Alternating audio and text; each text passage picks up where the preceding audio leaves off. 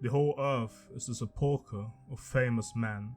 These immortal words are part of one of the most profound political speeches in history, not merely a eulogy for the fallen, but a philosophical manifesto about life, death, and the meaning of democracy. The speech takes place at a watershed moment in ancient Greek history, the beginning of the Peloponnesian War in 431 BCE. This was not merely a war between armies, it was a clash between two incompatible visions of society, democratic Athens and oligarchic Sparta. The war would stretch across nearly 3 decades, draining the lifeblood of the Greek world. But at its onset, Athens stood tall at the height of its power, a maritime empire with unrivaled naval strength, a confident citizenry, and a radical experiment in self-governance. It was a city that saw itself not only as dominant, but as exemplary. Pericles, the man who delivered the oration, embodied the Athenian Golden Age. Statesman, orator, general, he guided Athens for over 30 years. He expanded the Delian League into an empire, channeled tribute into art and architecture, and fortified Athenian democracy. Under Pericles, Athens became a symbol, a cultural beacon, a political laboratory, and a city convinced of its own greatness. The Parthenon rose on the Acropolis, philosophy, tragedy, and sculpture flourished, and at the heart of it all was an unwavering belief in a democratic ideal. Pericles was not an abstract theorist, he was a political operator who knew that democracy, like empire, required more than good intentions. It demanded defense. And in this funeral speech, he does more than mourn, he justifies. He makes the case for Athenian values in the face of death. The only reason we know these words of this speech is because of Thucydides, a man who, like Pericles, was shaped by the war. A general turned historian after his exile, Thucydides recorded the history of the Peloponnesian War, not to mythologize, but to understand. He was no Herodotus. Where Herodotus mingled gods and legends, Thucydides was clinical, and focused instead on power, fear, and human ambition. His style is analytical, skeptical, and relentlessly concerned with cause and consequence. He famously claimed that his work was a possession for all time, a history meant not just for his contemporaries, but for anyone who would study politics, conflict, and the tragic patterns of human nature. In recording Pericles' oration, he wasn't preserving a speech, he was preserving a worldview.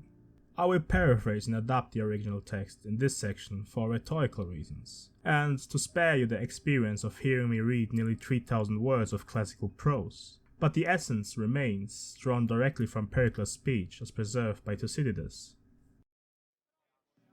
Our constitution does not copy the laws of neighboring states. We are rather a pattern to others than imitators ourselves. Its administration favors the many instead of the few. If we look to the laws, they afford equal justice to all in private disputes. If a man is able to serve the state, he is not hindered by the obscurity of his condition. Our public life is free and open. We do not feel called upon to be angry with our neighbor for doing what he likes, and we are not suspicious of one another. Nor do we wear sour looks which, though harmless, are not pleasant. While in private life we maintain freedom, in public affairs we maintain respect for authority and the laws. And such were these men, worthy of their city. Fighting for Athens they died nobly, and gave their lives for the common good. The example was not set in words, but in deeds. None was driven to their fate by poverty or privilege. They acted not out of compulsion, but conviction. They gave their lives not grudgingly, but gladly, believing that freedom must be defended. And so, each man, giving his body to the commonwealth, won a deathless renown. The whole earth is a sepulchre of famous men. Their glory will never fade. From every land their memory marches with those who cherish virtue. But we do not commemorate these men with grief alone, but with a resolve to live as they lived. For their sake and for the city they loved, let us carry forward the torch of Athenian greatness. Pericles' Funeral Oration is a masterclass in political rhetoric, where grief is transformed into affirmation and loss reframed as legacy. In the midst of war, with the city mourning its first casualties, Pericles seizes the moment to perform a delicate operation. He turns a funeral into a civic awakening. He's not merely honoring the fallen, he's sanctifying the ideals they died for.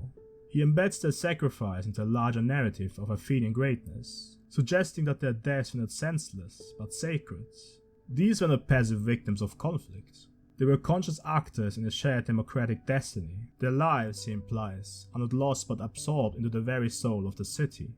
Several themes dominate this speech, each revealing a layer of rhetorical sophistication. First, civic virtue is paramount.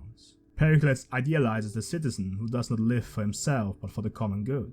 Athenian freedom, he argues, does not produce selfishness, it fosters responsibility. In this view, liberty is not the absence of duty, but the very condition for it. Second, pride in the polis becomes a kind of secular religion. Athens is not just a place, it's a principle, a moral and political ideal.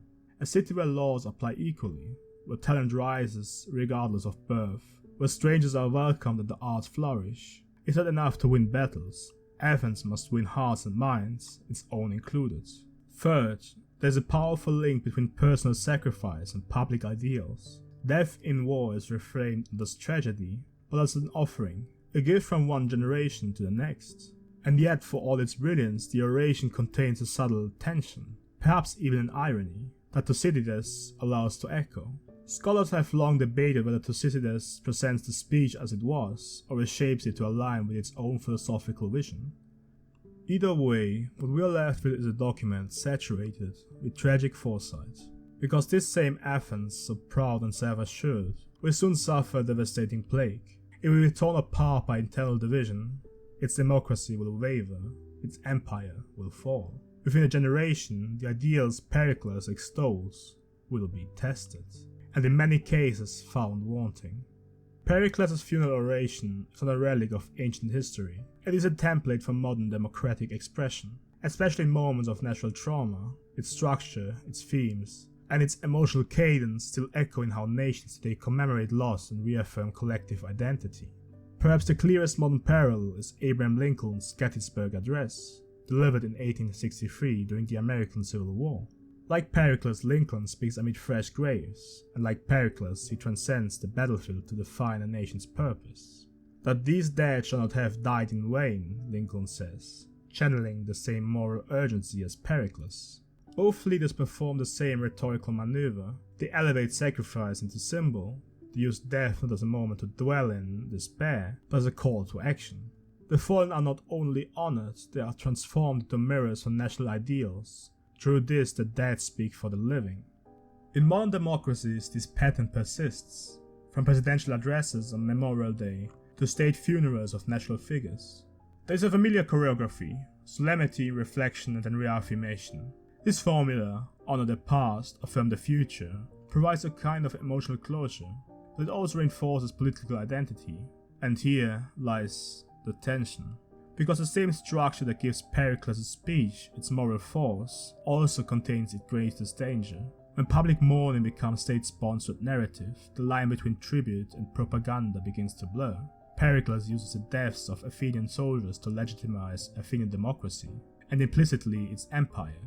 The risk, both then and now, is that tragedy can be instrumentalized. Grief becomes a political tool, and mourning becomes myth-making. This is not just a theoretical concern. We see today when national trauma is invoked to justify questionable wars, to silence dissents or consolidate power under the banner of unity. In such moments, the power of the oration risks being turned inward, away from civic renewal and toward ideological entrenchment. Modern societies must walk a fine line. Commemoration must not become canonization. Pericles' words, suspended between grief and glory, continue to reverberate across centuries. He stood before a grieving city not to soften its sorrow, but to transform that sorrow into resolve. His was a speech addressed to the living, to remind them not only of who had been lost, but of what must be preserved. Yet we must remember, Pericles spoke to the moments, but Thucydides wrote for eternity. Between them we hear the sound of Athens, a city at the height of its confidence, yet teetering on the edge of catastrophe. It is the sound of democracy trying to define itself in the face of death, a people anchoring themselves not in the conquest of fear, but in shared values and civic memory. And this, ultimately, is the enduring power of the funeral oration. It is not simply a speech, it is a mirror held up to every generation that faces loss and struggles with the cost of its ideals. It captures the fragile beauty of democratic life, a system that depends not on permanence but on constant renewal, on belief, courage and shared sacrifice, on a citizenry that understands the cost of what they have and the risk of losing it. The earth may be indeed the sepulchre of famous men, but through speeches like this, the memory becomes more than dust. It becomes a mandate, a call to remember, and to live so the democracy we uphold is still worth speaking for.